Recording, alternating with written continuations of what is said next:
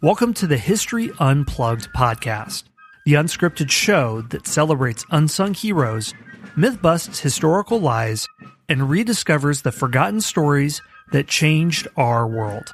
I'm your host, Scott Rank.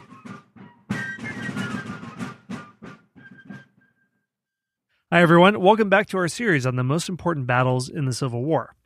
We were looking at battle number 8, which we started last episode, looking at the Battle of Chickamauga, but Chickamauga and Chattanooga really are grouped together. And this is number 8 on our list because after Chickamauga, which is a Confederate victory, that's not really the end of it because Union forces retreat into Chattanooga where the battle is going to conclude. So let's pick up from there. James, what's happening? Well, Rosecrans is still smarting from being completely defeated by the Confederates at Chickamauga. It was a total Union defeat. There's just no redeeming feature. There's nothing you could say. There's no, shall we say, silver lining on this cloud. It was just all bad. So Rosecrans actually moves the army into the city of Chattanooga, into the defenses. It was a pretty well fortified city. And he's expecting Bragg to attack. Bragg had shown a very aggressive streak at Chickamauga. It helped that he had General Longstreet helping him out. Longstreet is a very tough fighter, very aggressive general. But the problem is Bragg's army is beset with dissension. Bragg can't get along with any of his key subordinates. They generally don't get along with each other. They quarrel. They hate Longstreet and Polk and the other subordinates. There's a fellow named Hardee. We'll talk about him later. They detest Bragg, and he hates them back. He's not good at dealing with difficult people, unlike Lee. Lee, we've seen, not only was Lee a brilliant tactical battlefield commander, but Lee was also very good at dealing with a lot of big egos and balancing them out, just like President Lincoln was. Lee was a master at getting people to work together, even when they didn't agree on things. Bragg is not. Bragg is absolutely terrible at it. Bragg, unlike Lee, also we've seen how Lee, he will take blame when blame is due.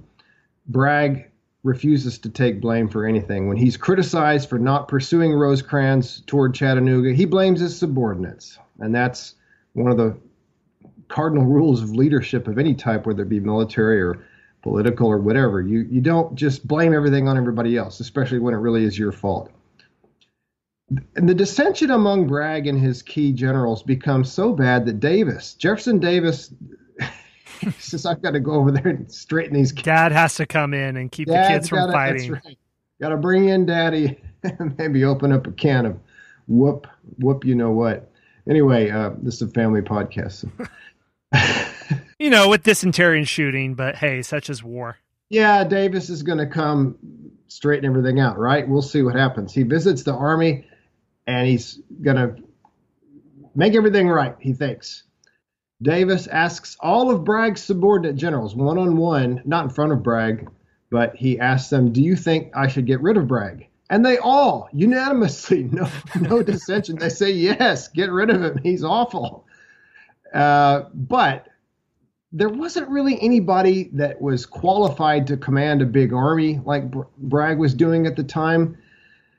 Longstreet really didn't have quite the skill set for that. Longstreet was great at what he did, but he wasn't quite qualified for army command. Neither was Polk, neither were the other people. At least that's what Davis thought. The only real alternative to Braxton Bragg was our old buddy, there he is again, Joseph E. Johnston. And Davis despised Johnson. He liked Bragg, didn't like Johnston, and there was no way on God's green earth that he was going to put Johnston in that job. So he said, you know what? I don't care what you guys think. I'm leaving Bragg in. Deal with it. If you don't like it, tough. Well, he didn't say that, but that's essentially what happens. Bragg gets to stay. And Bragg then goes ahead and cleans his house himself. He decides to remove 2 of his corps commanders. He removes Polk. And to be fair, Polk wasn't that great of a general. Polk probably should have stayed behind and continued to serve as an Episcopal bishop. Even though he was a West Pointer, he just wasn't a great battlefield tactician. All right, General Forrest, Nathan Bedford Forrest is still around. He's running the cavalry division here, and he urges Bragg to attack. He says, we've got to attack. We all know Forrest is very aggressive. Bragg is not stupid, okay? He's not the greatest general in the world, and he's terrible with dealing with people, but he realizes that the Union troops are dug in. They're behind the fortifications in Chattanooga, so he refuses. And true to form, he has a quarrel with Forrest. He's just not happy if he's not quarreling with everybody. And he orders Forrest to turn over his command to another general. He relieves him of command, and Forrest gets in his face and he says, you have played the part of a damned scoundrel and are a coward. If you were any part of a man, I would slap your jaws. I like that, slap your jaws. If you ever again try to interfere with me or cross my path, it will be at the peril of your life. So here you go. Forrest refuses. He disobeys order. He refuses to hand over command to somebody else. And Bragg responds by doing nothing. Not much to say to that. Yeah, what are you going to do when Forrest says, basically threatens to kill you? I mean, and this is a man that you know for certain he will do it. Yes. So Forrest stays and Bragg is humiliated. That doesn't make him any happier. All right, Bragg then does start to move. He moves his army towards Chattanooga, and he occupies two major pieces of ground. Missionary Ridge, which is about 400 feet high, and it's a little bit east of Chattanooga, and Lookout Mountain, which is even higher. I don't have it written down, but I think it was a good 1,000 feet or so. I should probably look that up in a minute, but it's a mountain, right? It's Lookout Mountain. So this is great defensive ground. The mountain looms over Chattanooga. This is like almost again like Gettysburg in reverse, where the Union troops were dug in on these ridges and these hills. Well, now the Confederates are high up. They're going to dig in. In fact, they make three on Missionary Ridge. They make three sets of trenches, some at the bottom, some in the middle, and some toward the top. However, at the same time as this, the Union Army gets reinforcements. Sherman shows up with 17,000 troops, and 25,000 troops come from Virginia. The Union finally does bring some troops over. They realize this guy Rosecrans, he's got to have some help. He needs more guys. Things are not looking good. So our old friend Joseph Hooker, there's another former Army of the Potomac commander who's been, restored to a lower command and actually does pretty well with it. He brings some 25,000 over. So we've got 17,000 from Sherman, 25,000 from Virginia under Joseph Hooker. That's a total of over 40,000 new troops, fresh troops that go in to the Chattanooga defenses to beef up the Union force there. However, on the other hand, inside Chattanooga, supplies are beginning to run short. The Confederates have cut a lot of the supply lines. You don't have these rich plantations that we were talking about. They can't live off the land, at least not much.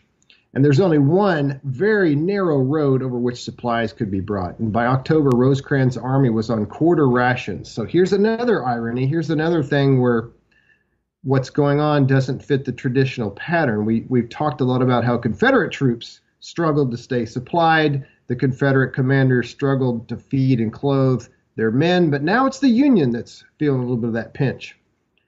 And another thing happens. Not only do the Union get 40,000 people, but a major event, a major turning point happens, and that is that on October 17th, President Lincoln names Ulysses S. Grant commander of all the Union armies between the Mississippi and the Appalachians. This was Halleck's old job. Grant, first thing he does is he removes Rosecrans from command. So he fires Rosecrans. I mean, the guy had bailed out on his own troops. He'd left part of his army on the field. He'd run off, so he really needed to be replaced. He was pretty good, but he really screwed up so bad at Chickamauga. We had to get a fresh face in there. Grant actually replaces him with George Thomas. So George Thomas is now the commander of the Army of Cumberland, but Grant himself personally goes to Chattanooga and he takes personal command. So even though Thomas is technically in command of the Union Army in Chattanooga, Grant's really making the decisions. And another thing that happens is that the Federals are able to open up these new lines of supply. They open up a line they call the Cracker Line, and now they're able to eat. They can eat full rations. So they're rested, at least somewhat. They've got fresh guys there. They've got supplies. They've got Sherman. They've got Hooker. And best of all, they have Ulysses S. Grant. And I'd like to mention some of Grant's words on what it's like from his perspective when he enters Chattanooga, and also from the Confederacy, when they're expecting that they're going to put the Union Army under siege. They'll be entering starvation conditions like the Confederates did in Vicksburg and then eventually surrender. But the Confederates, maybe they were shocked by the ease that it seems Grant alters the situation in Chattanooga. So before they're bottled up, they're starving.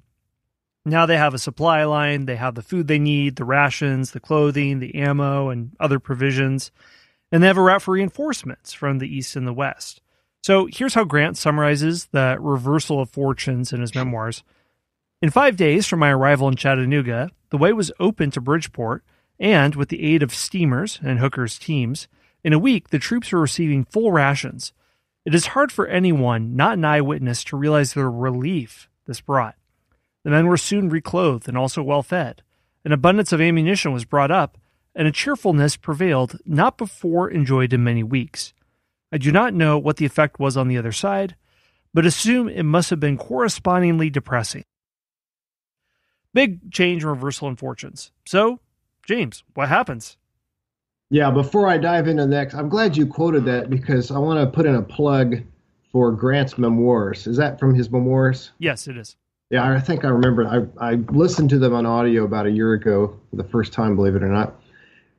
Folks, Grant's memoirs are a classic of military and political memoirs, especially military. He doesn't really go into his presidency in them, but fair enough. I don't think anyone else would. But. Yeah, well, sadly he ran out of time. He died not long after he got through the Civil War, but. His presidency wasn't that much to write home about anyway. But Grant's memoirs, you read a lot of stuff from the 19th century, and it has what people call purple prose. It's very highfalutin language, very fluffy, lots and lots of words to say what we would say in much fewer words. But Grant doesn't write like that. He is short, sweet, and to the point. And it reads like a novel. It is a fantastic book, and every American history fanatic or every history buff needs to read them. Even if you're not a huge Civil War fan, definitely read Grant's memoirs. He goes into some detail about the Mexican-American War as well, which, of course, he was a participant in. So really, really great stuff. All right. So things are looking good. Things are looking up for the Union. They're somewhat demoralized, but with Grant's arrival and with more food coming in now, their morale picks up. They're more cheerful, as he mentioned. There's a big change in Union morale. And then the Confederate Army does something that I think is a huge mistake. I think it's a fool's errand, but the Confederacy just could not give up on Tennessee. They wanted at least part of Tennessee back. And so Longstreet is sent with 15,000 troops from, he had been in the Battle of Chickamauga, but now he goes off on his own, kind of an independent command, and he's sent to retake Knoxville. And this leaves Bragg with only 45,000 men. And by mid-November, Grant has 75,000 men. So that the balance is definitely shifted. I'm trying to make a new word there. But the balance has shifted or tilted into the Union's favor in many ways. Bragg's army is still deployed on Missionary Ridge and Lookout Mountain, so they're on good ground. Okay, that's a good advantage for the Confederacy. And the ridge had rifle pits at the bottom and its top, and it had some about halfway between the top and bottom. I think I mentioned that a minute ago. These are mini trenches. And there were 3 rebel brigades on Lookout Mountain, which is, 2,000 feet high. I said 1,000 a minute ago. It's actually 2,000 feet high. I forgot to put that in the earlier part of the notes. So this really high mini mountain, I don't know, is 2,000 feet a mini mountain, or is it, what does that qualify it for? But it's a good place to be if you're the defender. It's a bad place to attack up. So let's see what happens. All right. So Grant, as we mentioned, is in full command now. He's calling the shots. He wants General Hooker, Fighting Joe. Remember good old Fighting Joe? Fighting Joe, his job is to take some troops and capture the mountain. Easy, right? No problem. Just Yeah. march up that mountain